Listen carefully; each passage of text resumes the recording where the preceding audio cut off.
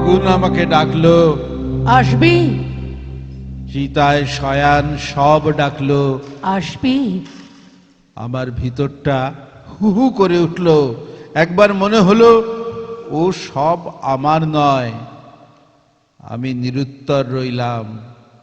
সব আমায় বলল, ফুল আনিসনি, কতদিন ফুল দেখিনি।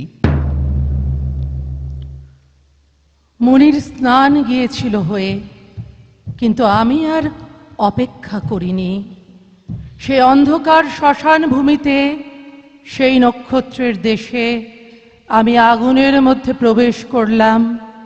আগুন আমাকে দেখে প্রশমিত হলো। আগুনের আঁচে আমি একটু পুড়লাম না।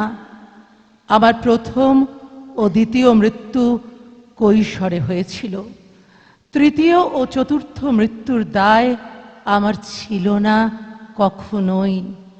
পঞ্চম ও ষষ্ঠ মৃত্যুর ভার সন্তানদের দিয়ে আমি এখন শেষ মৃত্যুর জন্য প্রস্তুত, যা কিনা মানুষের জন্য, যা কিনা মৃত্যুহীন।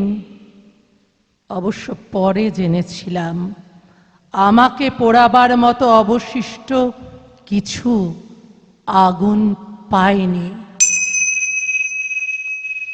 চরাচরের সেই নিগুড় সন্ধ্যায় আমি আর অপেক্ষা করিনি। আগুনের মধ্যে থেকে তুলে এনেছিলাম সব, আর মুনির অগোচরে সেই সব কাঁধে করে চলে এসেছিলাম বাইরে।